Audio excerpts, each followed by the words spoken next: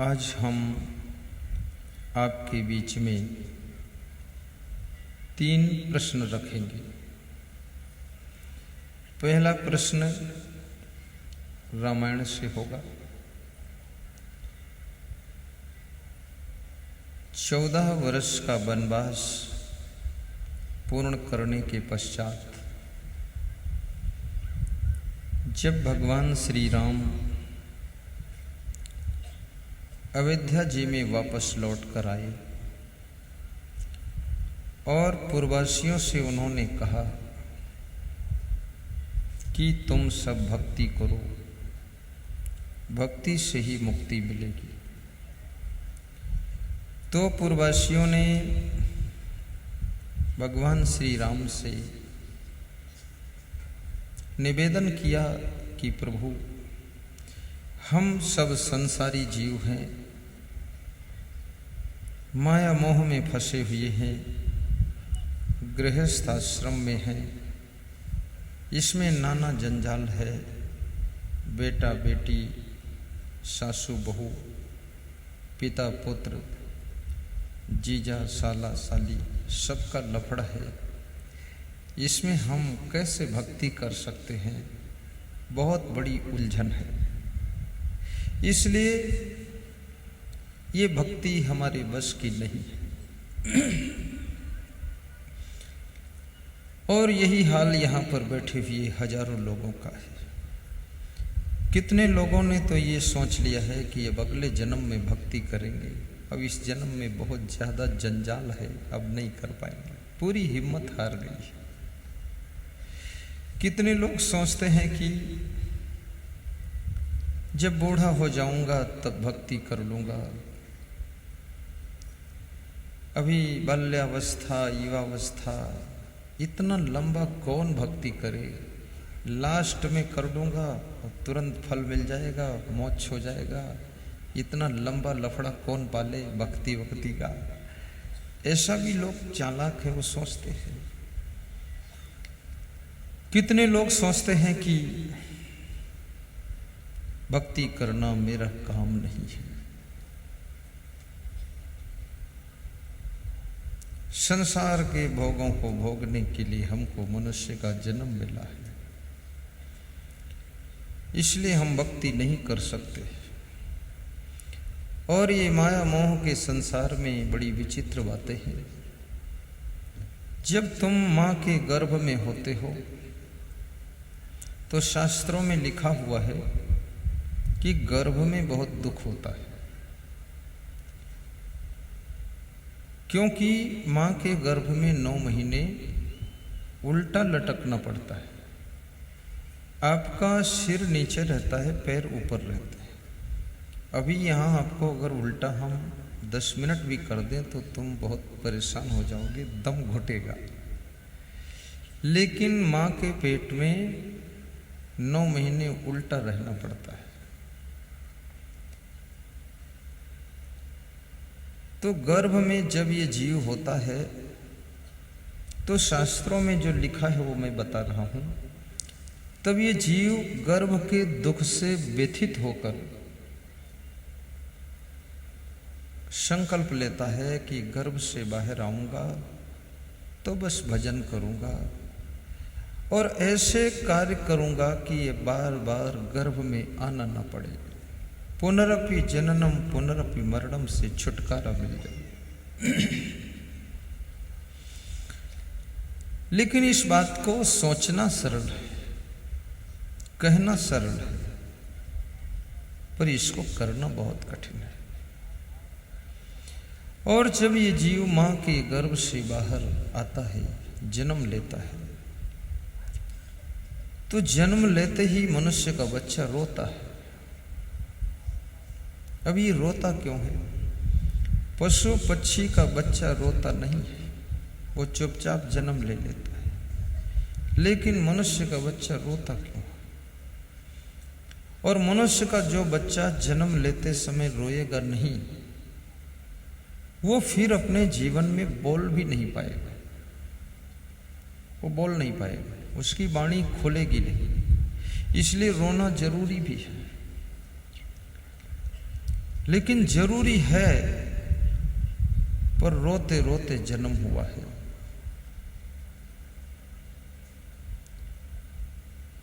चिंता करते करते जिंदगी बीतती है, रोते रोते बचपन निकल जाता है, जवानी टेंशन में निकलती है, बुढ़ापा दुख में बीतता है, और दुखी होकर ये जीव संसार से शरीर छोड़कर विदा होता है। इसलिए कितने लोग मरते समय उनके चेहरों पर बड़ा दुख दिखाई देता है, क्योंकि बहुत से लोग तो मरना ही नहीं चाहते हैं, पर जबरदस्ती मर जाते हैं। इसलिए मनुष्य ने मृत्युंजय मंत्र की खोज किया है, और मृत्युंजय मंत्र से जब लोग नहीं बच पाए, मृत्युंजय मंत्र पढ़ने वाले मर गए, जिनके लिए मृत्युंजय मंत्र जपा गया वो भी मर गए, और जिन्होंने जपवाया वो भी निपट गए और जिन्होंने मृत्युंजय मंत्र की खोज की वो पहले ही मर गए। तो जब मृत्युंजय मंत्र सक्सेस नहीं हुआ तो महामृत्युंजय मंत्र खोजा गया कि इससे और तगड़ा बाण लगाओ, महामृत्युंजय। महामृत्युंजय मंत्र भी मौत से बचा ना सका, क्योंकि मौत क्या है? मृत्यु केवल शरीर का परिवर्तन है। वा शांस जीर्णानि यथा विहाय, नवानि ग्रहणाति नरोपराणि, तथा शरीराणि विहाय जीर्णानि, अन्यानि संयाति नवानि देह। कम करो। जिस समय कृष्ण अर्जुन से कहते हैं कि महाभारत युद्ध लड़ो, अर्जुन कहते हैं कि मैं महाभारत युद्ध नहीं कर सकता। बोले क्यों? अर्जुन ने कहा मैं सामने देखता हूं मेरे दादा, बाबा, पितामह, गुरु, भाई, चचेरे भाई सब खड़े हैं, इन पर कैसे बाण चलाऊं, इनको कैसे मारूं? तो कृष्ण कहते हैं कि मारने के लिए तुमको निमित्त बनना है, ये सब पहले से मरे हुए हैं। तो भी अर्जुन के समझ में नहीं आया, तो भगवान कृष्ण ने अपना विराट रूप दिखाया और उनको मरे हुए दिखा दिया। अर्जुन बड़ा भोला भाला था, अर्जुन ने तर्क नहीं किया कि जब भगवान ये सब मरे हैं तो मरों को क्या मारना है, मरों को मारना तो कायर लोग काम करते हैं। अर्जुन ने तर्क नहीं किया। भक्ति के मार्ग में तर्क का स्थान नहीं होता है। ज्यादा तर्क वितर्क कुतर्क करने से भक्ति का मार्ग डिस्टर्ब होता है। श्रद्धा। अर्जुन जब कृष्ण के पास में बैठते हैं तो बड़ी श्रद्धा से हाथ जोड़कर ऐसे देखते रहते हैं कि प्रभु क्या कहने वाले हो, जो कहो आप। हालांकि रिश्ते में कृष्ण भगवान साले हैं और अर्जुन उनके जीजा जी हैं, क्योंकि कृष्ण की बहन सुभद्रा का विवाह अर्जुन के साथ में हुआ था, और विवाह भी करवाने की सेटिंग कृष्ण भगवान ने खुद किया था, क्योंकि अर्जुन का मन था मैं सुभद्रा के साथ विवाह करूं, और सुभद्रा का भी मन था अर्जुन के साथ करूं। लेकिन कृष्ण के परिवार के सदस्यों का मन नहीं था कि अर्जुन के साथ विवाह हो। कृष्ण का भी मन था कि मेरी बहन का विवाह अर्जुन के साथ हो, क्योंकि अर्जुन जैसा वीर धनुर्धारी दूसरा कोई नहीं है, तो रिश्तेदारी हो जाएगी तो कुछ काम भी आएगा। भगवान कृष्ण बहुत बुद्धिमान व्यक्ति है, उन्होंने रिश्ता बनाने के लिए सेटिंग किया और रिश्ता हो गया। वो कहानी मैं नहीं सुनाऊंगा क्योंकि प्रसंग विषयांतर हो जाएगा, पर रिश्ता भगवान कृष्ण की सेटिंग से जुड़ा था। सुभद्रा के पुत्र अभिमन्यु हैं। अर्जुन से कृष्ण कहते हैं जैसे मनुष्य पुराने वस्त्रों को बदलकर नए वस्त्र पहन लेता है तो खुश होता है, दुखी नहीं होता है। अभी यहाँ पर नई साड़ी बनारस वाली, बॉम्बे की साड़ी 10-10 हज़ार की मंगाई जाए और हर महिला को एक एक दे दी जाए और कह दिया जाए पुरानी छोड़ दो, इसको पहन लो, तो हर महिला पर्दे के आड़ में जाकर पहन लेगी। आपके लिए कुर्ता पजामा दे दिया जाए नया फर्स्ट क्लास अरविंद कंपनी के कपड़े का, तो तुम फट से पहन लोगे और पुराना यहीं छोड़ के चले जाओगे और बड़े खुश होगे और हमको धन्यवाद भी दोगे कि महाराज फिर साल में एक राउंड मार देना ताकि पुराने नए हो जाए।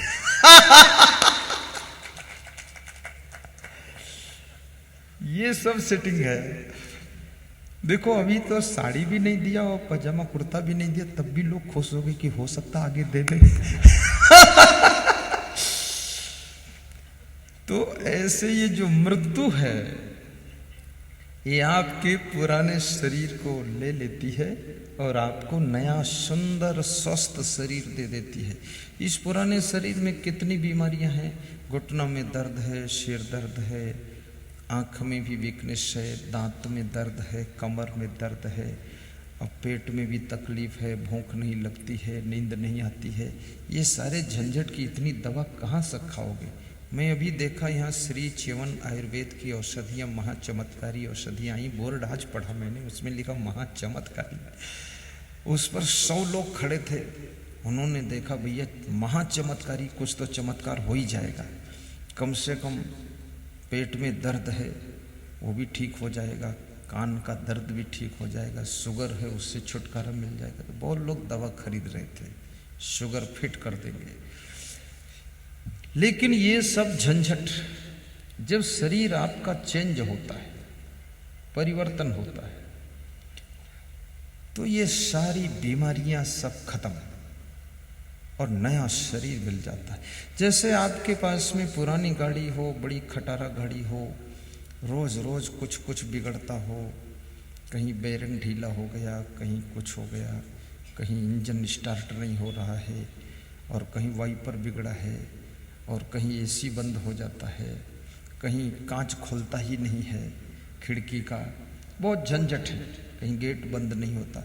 और कोई ऐसा व्यक्ति मिल जाए कि आप की पुरानी गाड़ी को ले ले और नई स्टैंडर्ड गाड़ी आपको प्रदान कर दे, तो आप उसको धन्यवाद दोगे कि नहीं दोगे?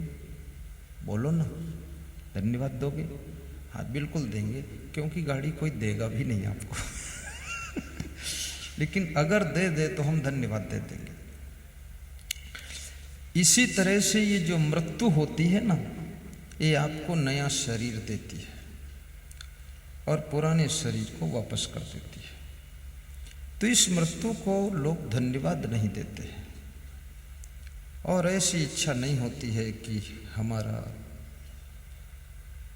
मृत्यु का समय निकट आ गया, अच्छी बात है।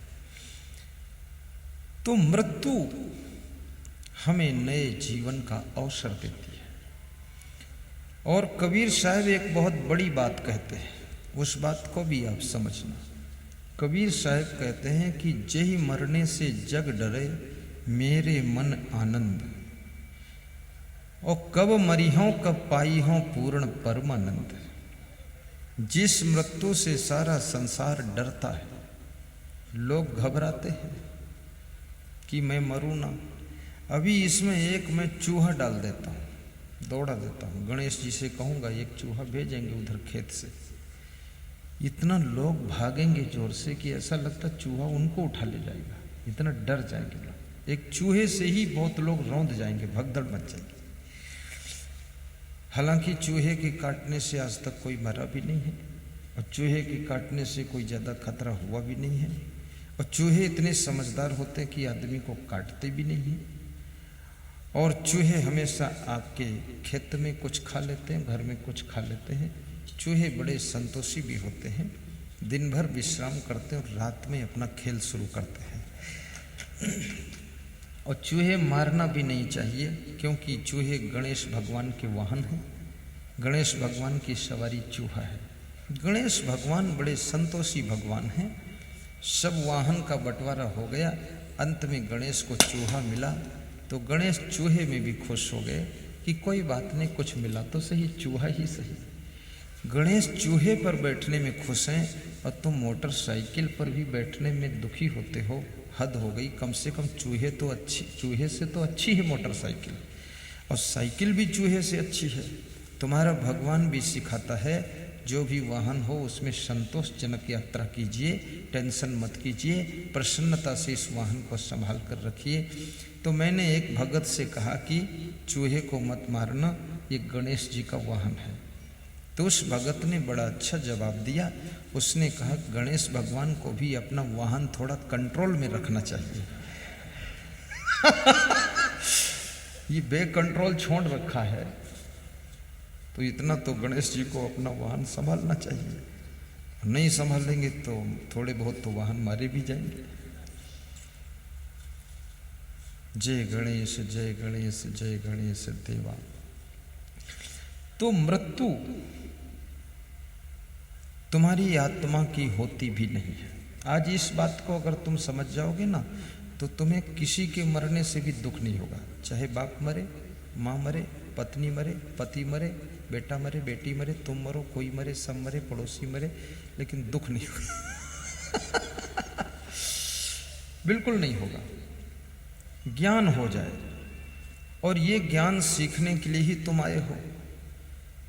ये जो आज यहाँ 10,000 लोग एकत्र हुए हैं, यही ज्ञान चाहिए। ये ज्ञान तुमको हर दुख से ऊपर उठा लेगा, हर दुख से ऊपर उठाएगा, और इसी को आत्मज्ञान कहते हैं। आत्मज्ञान कोई और हवा नहीं है, यही आत्मज्ञान है। आत्मा का स्वरूप, आत्मा अमर है, अजर है, शाश्वत है, अखंड है, निर्विकार है। शरीर का जन्म होता है और शरीर की ही मृत्यु होती है। इस आत्मा का ना तो जन्म होता है, ना इसकी मृत्यु होती। इस सत्य को ठीक से प्रथम समझ लीजिए। और आत्मा ना तो स्त्री है ना पुरुष है। आत्मा ना तो गरीब है ना अमीर है। आत्मा केवल आत्मा है, और आत्मा का स्वरूप ज्ञान स्वरूप है। ज्ञान स्वरूप कैसे है? ज्ञान स्वरूप ऐसे है, आपकी जब मृत्यु होती है तो केवल आत्मा इस शरीर से बाहर हो जाता है। आंख रहती है लेकिन देखती नहीं, देखने का ज्ञान नहीं करती है, क्योंकि आंख से देखने वाला अब नहीं रह गया है, वो चला गया। नाक है पर सूंघती नहीं है, जीभ है पर वो स्वाद बताती नहीं है, बोलती नहीं है। हाथ पांव हैं पर हिलते डुलते नहीं है, क्योंकि हाथ पांव को हिलाने वाला, पावर देने वाला जो आत्मा था, ड्राइवर था, वो गाड़ी छोड़कर चला गया है। अब केवल गाड़ी खड़ी है, अगर ड्राइवर फिर से आ जाए तो गाड़ी स्टार्ट हो जाएगी। इसलिए कितने लोग मर जाते हैं तो 6 घंटे बाद फिर जिंदा हो जाते हैं, उनकी आत्मा वापस लौटती है। और 3 दिन तक आदमी पूरा पूरा मरता नहीं है। इसलिए लोग बड़े होशियार हैं, 6 घंटे में दफन कर देते हैं, क्योंकि सोचते हैं अगर 3 दिन रोका और फिर जिंदा हो गया तो इसको कौन झेलेगा 20 साल फिर। किसी सज्जन की पत्नी की मृत्यु हुई तो गांव के लोग इकट्ठे हुए दफन करने के लिए। लाश को स्नान महिलाओं ने कराया, कफन में लपेटा गया, टिकटी पर बांधा गया, अर्थी लेकर चल पड़े। सामने एक नीम का पेड़ था, उसमें अर्थी टकरा गई तो वो लेडीज जो मरी हुई थी ना, टकराने से, धक्का लगने से उसको होश आ गया, और उसने हाथ पांव हिलाया और चिल्लाई, मुझे कहाँ लिए जा रहे हो, नीचे रखो। तो सबने कहा भाई रखो, आवाज़ कहाँ से आई? तो जब कफन खोला, मुंह खोला, तो टुकुर टुकुर देख रही थी। बोले मुझे फूंकने लिए जा रहे, मुझे घर ले चलो। तो उसको फिर ले आए तो 10 साल और जिंदा रही। 10 साल बाद मरी, फिर उसकी लाश को स्नान कराया गया, फिर कफन में लपेटा गया, अर्थी सजाई गई, लोग कंधों पर लेकर चल दिए, ढोल बाजे बजाते हुए लिए जा रहे थे। उसका पति भी साथ साथ जा रहा था। तो जब वही नीम का टेढ़ा पेड़ आया तो पति वहाँ खड़ा हो गया। बोले इस पेड़ से बच के निकालो उधर दूर से। सबने कहा हुआ क्या? अरे बोले 10 साल और झेलना पड़ा है यार, दूर निकालो।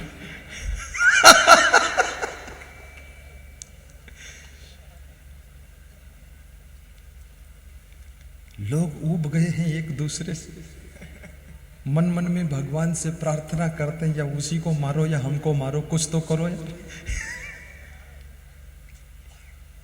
लेकिन इस भावना का नाम जिंदगी नहीं है।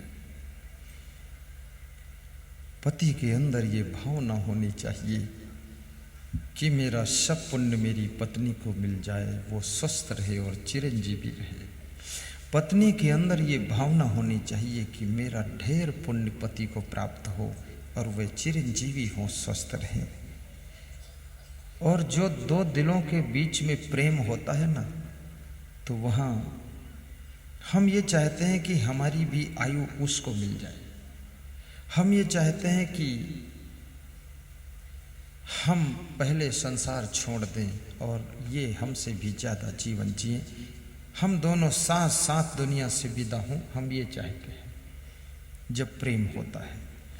और प्रेम इस संसार में एक ऐसी चीज है कि प्रेम के बिना तो महलों में भी दुख है, और प्रेम के बिना 1 करोड़ की कार में भी दुख है।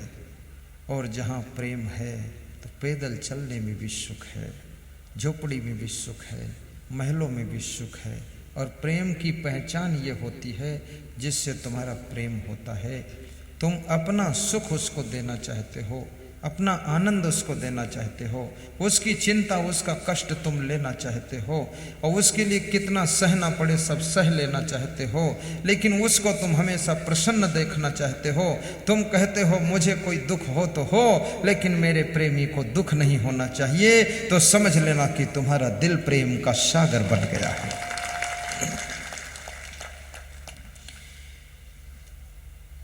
तू प्यार का सागर है,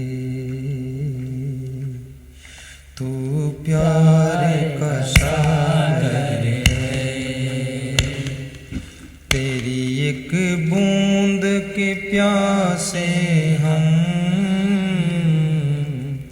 तेरी एक बूंद के प्यासे हम,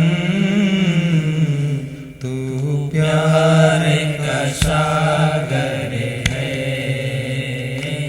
तू प्यार का सागर है। तेरी एक बूंद के प्यासे हम, तू प्यार का सागर है, तू प्यार का सागर है। प्रेम एक ऐसी चीज है जिसमें थकान भी नहीं आती है। प्रेम में तुम कितनी मेहनत करो लेकिन ताजे ही दिखाई देते हो, और जहाँ प्रेम कम हो जाता है तो कम मेहनत करते हो लेकिन फिर भी बहुत थक जाते हो। सर्दियों का मौसम था, पति पत्नी रात को 10 बजे बिस्तर में सोए थे।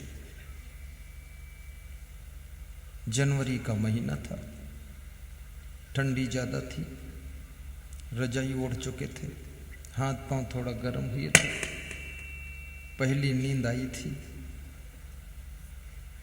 इतने में किसी ने दरवाजा खटखटाया, तो पति ने पूछा कौन आया है? तो पत्नी ने कहा चिंता मत करो, मैं देख लेती हूँ। पत्नी गई,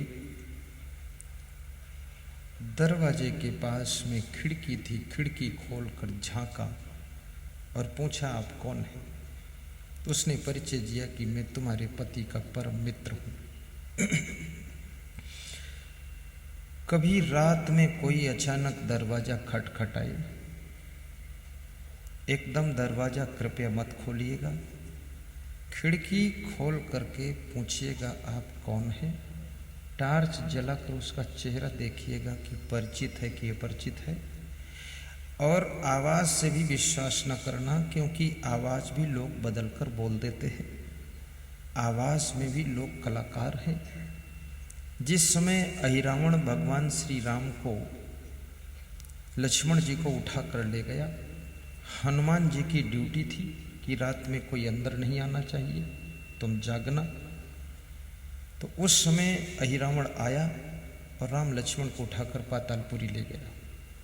जब सवेरे सब बानर उठे, ऋषि भालुओं ने देखा कि भगवान तो गायब है, तो सब बड़े दुखी हुए, क्योंकि सबका नेतृत्व करने वाला ही गायब हो गया। जैसे यहाँ प्रवचन मैं करता हूँ, मैं गायब हो जाऊँ तो बहुत बड़ा उलझन खड़ी हो जाए, और दूसरा कोई भी एक आधा साधु गायब हो जाए तो तुमको पता भी नहीं चलेगा। पर मैं अगर गायब हो जाऊँ, मुझे कोई उठा ले जाए तो बहुत बड़ी समस्या होगी, क्योंकि ये प्रवचन कौन सुनाए, पर सबको असमंजस हो जाएगा। तो भगवान गायब हो गए, और जब भगवान गायब हुए, भगवान को गायब होने में कोई दुख नहीं था, लेकिन रामा दल में चर्चा हुई कि रात में ड्यूटी किसकी थी। तो हनुमान जी ने कहा ड्यूटी मेरी थी। बोले रात में कोई आया था? बोले हाँ विभीषण आए थे। विभीषण आप रात में आए थे? बोले मैं तो नहीं आया था। तो विभीषण नहीं आए थे तो आप कैसे कहते विभीषण आए थे? तो मैं ऐसे कहता हूँ कि विभीषण की आवाज़ में कोई आया था। बोले आवाज़ को विभीषण मानते हो? विभीषण को विभीषण मानो, आवाज़ को विभीषण क्यों मानते हो? तो हनुमान जी ने कहा कि मैंने इतना तर्क नहीं किया। बोले तर्क रखना चाहिए अपने दिमाग में। तो जामवंत ने देखा कि आपस में ही थोड़ा उलझन बढ़ रही है। जामवंत ने कहा शांति रखो, शांति रखो, जो समस्या है वो तो है ही, पर उलझने से समस्या और दूसरी तैयार हो सकती, आपस में विवाद हो सकता, समाधान मिलेगा। विभीषण तुम बताओ क्या करना चाहिए? विभीषण ने कहा शांति रखो, आपके घर में कोई समस्या हो तो बस शांति रखो, उलझन मत करो, ज़्यादा बड़बड़ बड़बड़ मत बोलो, उससे नई समस्या खड़ी हो जाएगी खामखा, इसलिए शांति रखो, सब मिल जाएगा रास्ता। विभीषण ने कहा मेरी आवाज़ केवल अहिरावण बोल सकता है और कोई नहीं। भगवान को पातालपुरी पहुंचा दिया गया है। तो हनुमान जी से कहा गया भैया आपकी गलती से गए हैं पातालपुरी, तो आप ही लाओ उनको। तो हनुमान जी को ये बहुत कठिन कार्य मिला।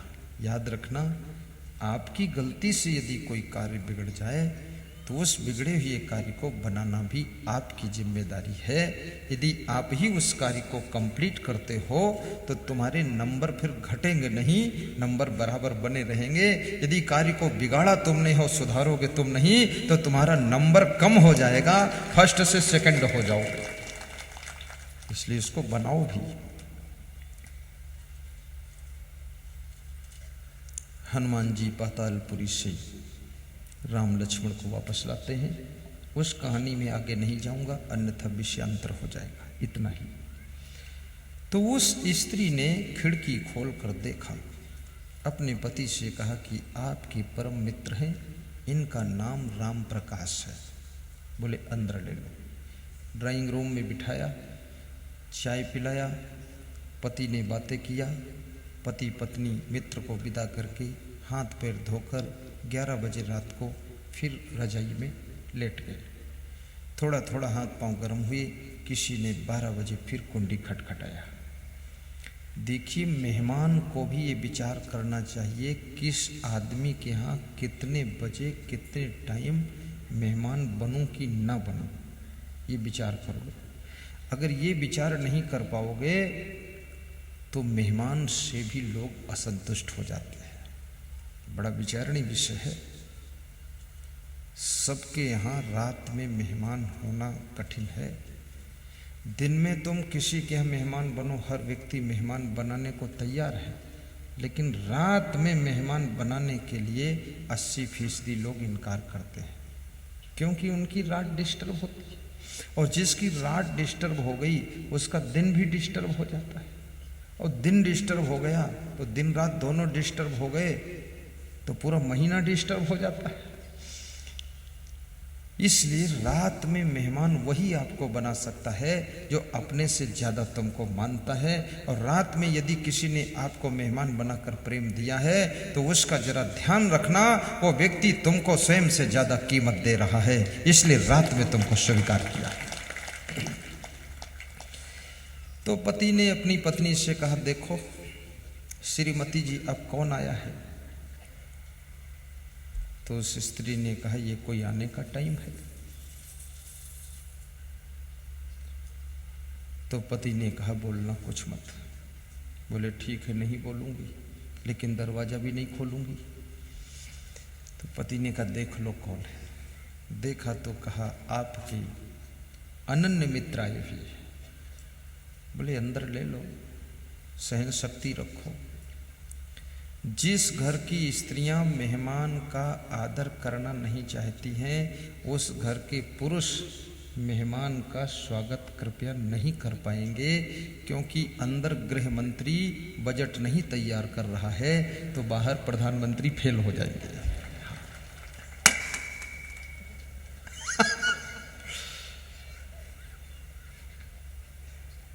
ये तो सब देवियां बैठी हैं, इनके घर में आऊं तो मिल जाएगी चाय हमको।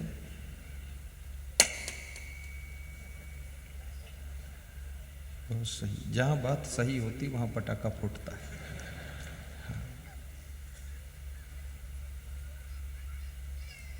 और जिसके द्वार पर अतिथि मेहमान का आदर होता है, जिसके घर में नारियों का सम्मान होता है, जिस घर के बच्चों को बैठाकर अच्छे अच्छे संस्कार दिए जाते हैं, जिस घर में सास ससुर माता पिता दादा दादी के सुबह शाम पैर छुए जाते हैं, जिस घर में भोजन तैयार होने के पश्चात सबसे पहले बुजुर्गों को और बच्चों को भोजन प्रदान किया जाता है, और जिस घर में ऊंची आवाज में कोई नहीं बोलता है, जिस घर के लोग छोटी छोटी नेगेटिव बातों को गांठ बनाकर नहीं रखते हैं, जिस घर में गंदगी कहीं भी दिखाई नहीं देती है, जिस घर का सामान भी सेटिंग से रखा रहता है, और जिस घर में मेहमान को हार्दिक सम्मान मिलता है, और जिस घर के द्वार पर सुस्वागतम भी लिखा होता है और आने वाले लोगों को हाथ जोड़कर नमस्कार किया जाता है, वहां पर लक्ष्मी आकर के बसेरा करती है, दरिद्र कभी वहां नहीं जाता।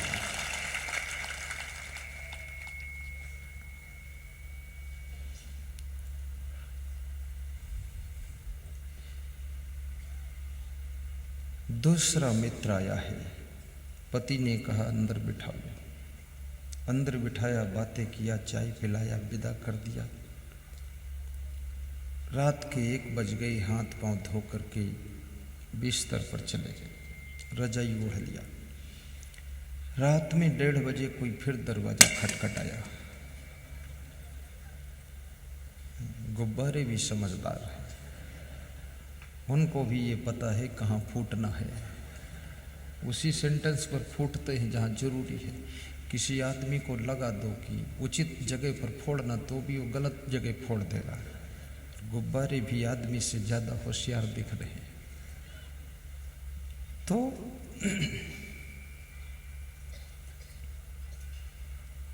पति ने कहा कि देखो प्रीतमा, कौन आया है? पत्नी ने कहा कि अब कोई भी आया हो, तुम्हारा मित्र हो सकता है, लेकिन मेरा तो ये शत्रु ही है। तो पति ने कहा, धीरे बोलो, मत बोलो। बोले, जोर बोलूंगी ताकि सुन ले, दोबारा कभी आए ना। क्योंकि घर में यदि पति पत्नी में आवाज तेज हो तो मेहमान द्वार पर बैठा बैठा फील कर लेता है कि यहाँ आना ठीक नहीं है, और पति पत्नी इसलिए आवाज भी करते हैं ताकि दोबारा ना आए।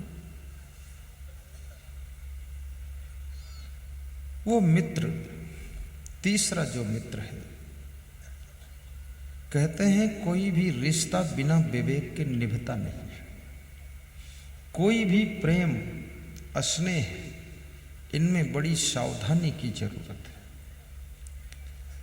रिश्ता निभाने के लिए कितना ही प्रेम हो जाए किसी से, लेकिन उसकी मर्यादाओं का ध्यान रखना।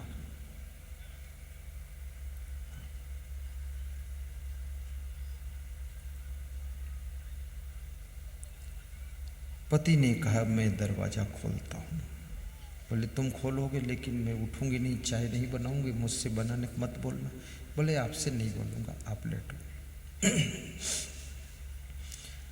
जब पत्नी का दिमाग थोड़ा सा गर्म हो जाए तो पति को पूरा गम खा लेना चाहिए, नरम हो जाना चाहिए, क्योंकि गर्म लोहे को ठंडा लोहा ही काट सकता है, गर्म लोहे को गर्म लोहा नहीं काट सकता है।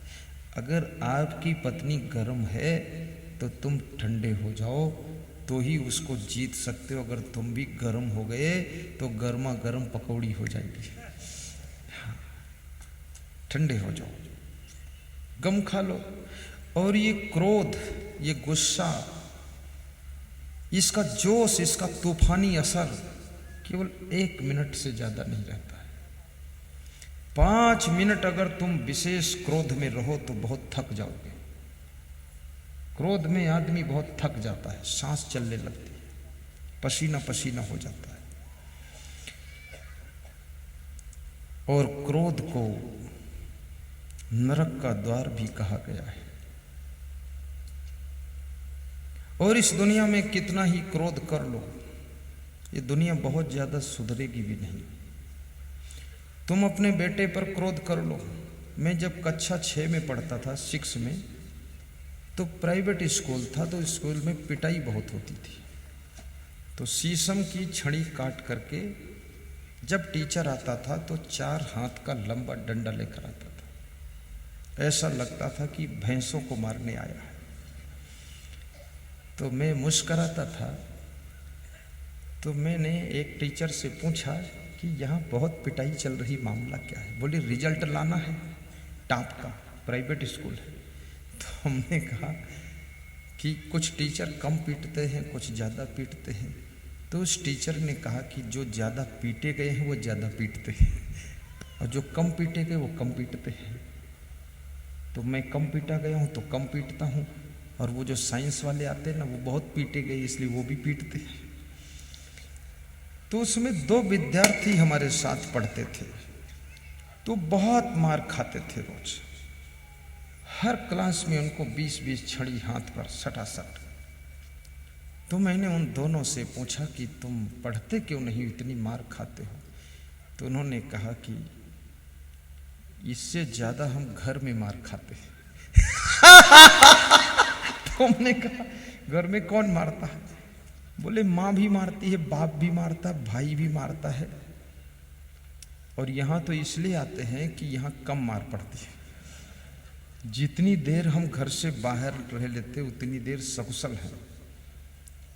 तो हमने कहा पढ़ते क्यों नहीं हो?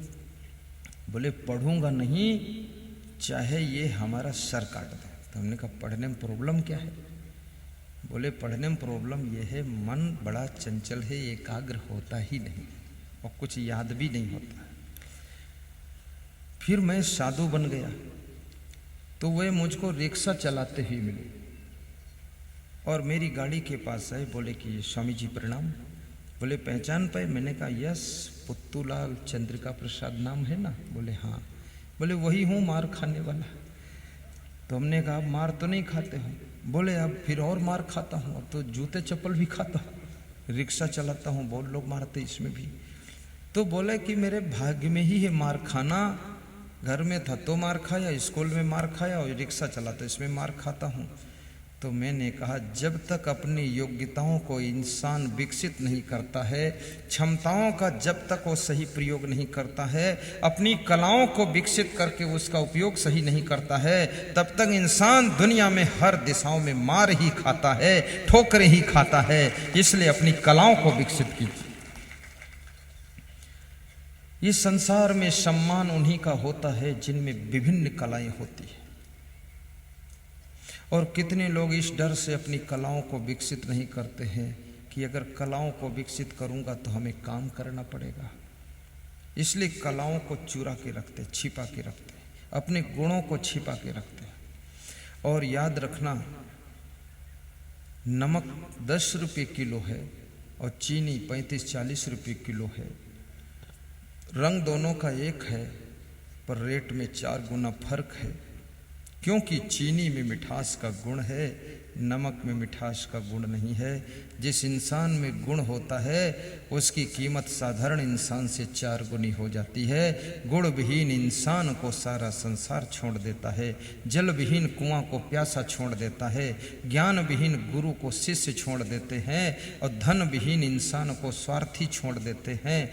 और याद रखना मेरे भाइयों बहनों, इस संसार में फल विहीन वृक्ष को चिड़ियां छोड़ देती है, छाया विहीन वृक्ष को पथिक छोड़ देता है और कला विहीन इंसान को संसार के लोग छोड़ देते हैं। इसलिए कलाकार बनिए और गुणवान बनिए, महान बनिए, धनवान बनिए, विद्वान भी बनिए।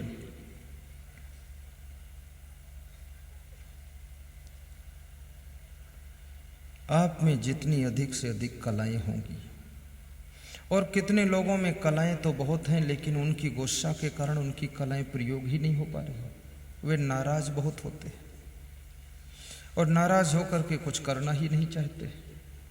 और इस सृष्टि में यदि तुम कुछ करना नहीं चाहोगे तो कीमत तुम्हारी गिरेगी, दूसरे क्या लेना देना।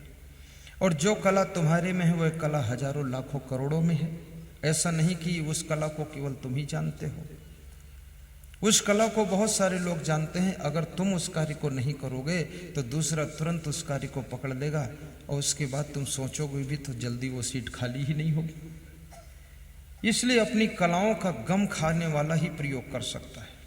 जो गम नहीं खा सकता है, जो सह नहीं सकता है, वो अपनी कला का प्रयोग नहीं कर सकता है। एक पति ने अपनी पत्नी से कहा कि दाल टेस्टफुल नहीं है, तो पत्नी ने दूसरे दिन दाल बनाया ही नहीं।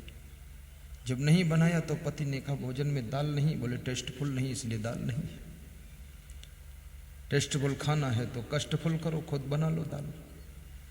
तो पति ने सोचा ये बड़ी मुश्किल बात है। जो स्त्रियां अपने पतियों को टेस्टफुल, सुंदर, पवित्र, स्वादिष्ट भोजन बनाकर नहीं खिलाती हैं, वह स्त्रियां बहुत घाटे का सौदा कर रही हैं, क्योंकि उनका पति जो है स्वाद के चक्कर में होटल में चला जाएगा, और जो होटल में जाएगा तो फिर बोतल में चला जाएगा, और बोतल में जाएगा फिर टोटल में चला जाएगा। तो केवल नाम का पति रह जाएगा, काम का नहीं रह जाएगा। इसलिए होशियार स्त्रियां कृपया बहुत स्वादिष्ट, शुद्ध, साफ, पवित्र, मधुर बोलकर अपने पतियों को भोजन खिलाती हैं, ताकि उनका पति होटल की तरफ न मुड़े, टोटल घर की तरफ मुड़े, ताकि घर में स्वर्ग बना रहे।